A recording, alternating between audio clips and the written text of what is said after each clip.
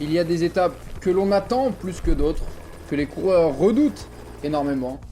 Et puis il y avait cette 13e étape du Giro, 198 km entre Ravenna et Verona, toute plate. Un premier sprint intermédiaire du côté de Ferrara, et puis pas grand chose à se mettre sous la dent si ce n'est ce deuxième sprint intermédiaire et des secondes de bonification attribuées avant l'arrivée du côté de Vérone.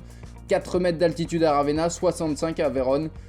Pas de quoi se mettre grand chose sous la dent. Résultat, dès le départ, après 500 mètres, on retrouve 3 coureurs à l'avant. Umberto Marengo pour Bardiani CSF, Samuele Rivi pour Eolo Cometa et le Suisse Simon Pelot pour Androni Giocattoli Sidermec.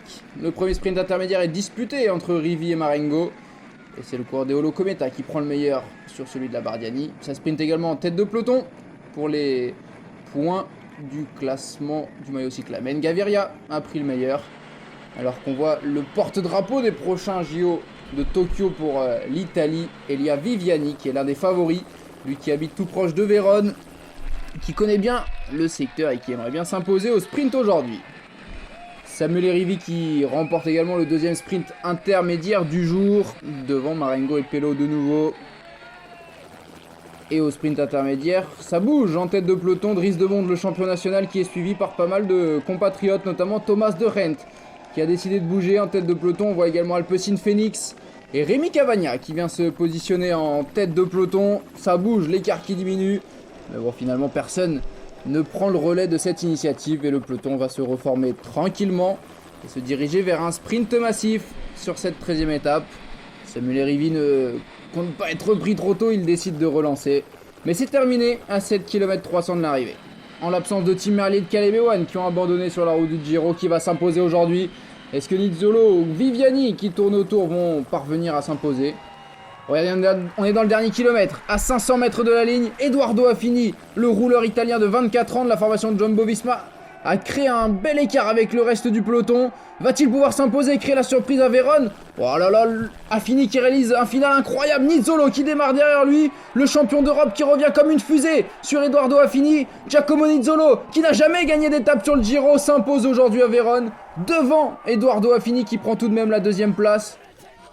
Enfin elle est là, cette victoire de Giacomo Nizzolo.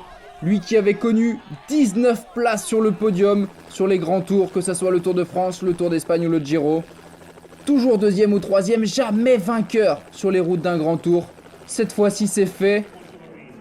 Regardez, la délivrance, la joie pour le champion d'Europe, Giacomo Nizzolo qui devance Eduardo Affini et Peter Sagan sur la ligne.